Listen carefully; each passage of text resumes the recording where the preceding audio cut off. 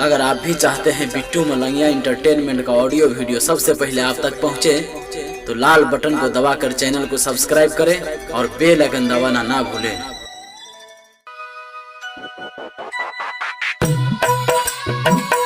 आप सुन रहे हैं बिट्टू मलंगिया इंटरटेनमेंट को।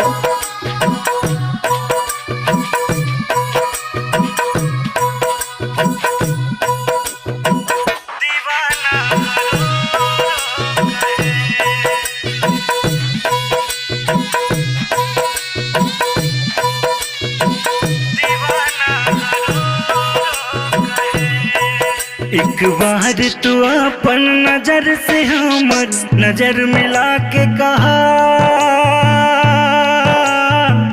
दीवाना रो रो कहे।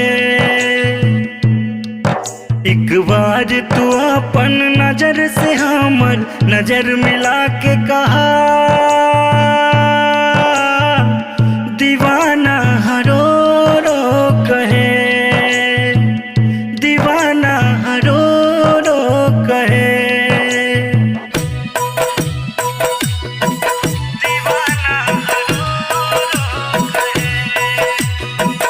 आप सुन रहे हैं बिट्टू मलंगिया इंटरटेनमेंट को।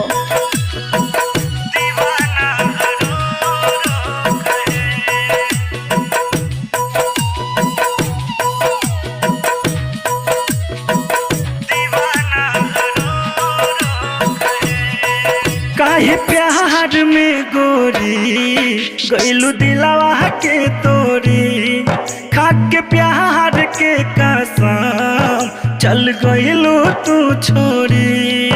चल गइलू तू छोड़ी, चल गइलू तू छोड़ी। काहे प्यार में गोरी गइलू दिलावा के तोरी, खाके प्यार के कसम चल गइलू तू छोड़ी।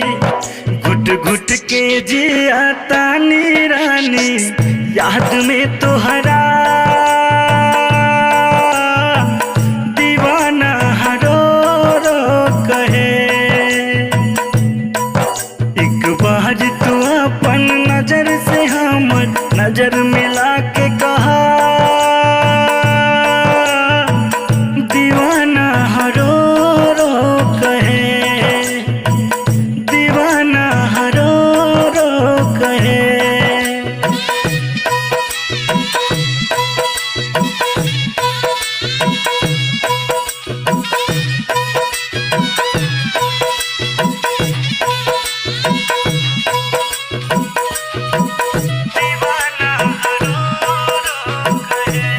आप सुन रहे हैं बिट्टू मलंगिया इंटरटेनमेंट को।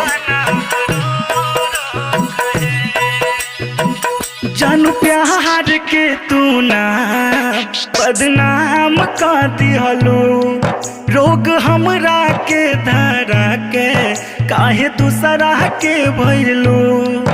काहे दूसरा के भइलू, काहे दूसरा के भइलू। दिहलू प्यार में ऐसन जखम मिल कहूँ ना मरहम, हमके दिहलू जिंदगी में गम बड़ कैसन तू बेरहा। दिल में बढ़ता बड़ पीर बाहे अखियाँ से नीर, दीवाना रो रो कहे। दीवाना रो रो कहे।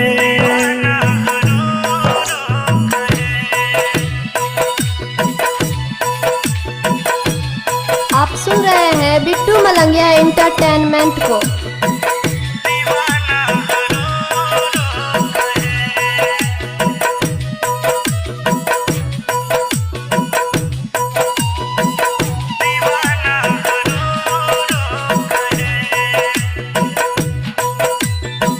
काहे सरोज के जिंदगी के जानू नाश कर दिहलू, जियत रहनी हाँ खुशहाल तू विनाश कर दिहलू।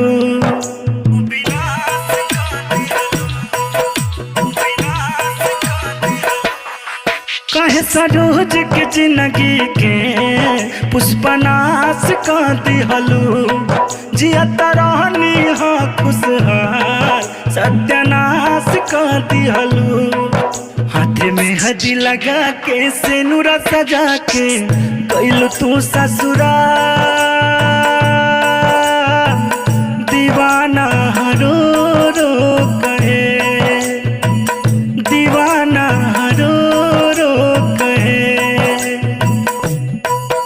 एक बार तू अपन नजर से हमर नजर मिला के कहा दीवाना रो रो कहे दीवाना रो रो कहे दीवाना रो रो कहे।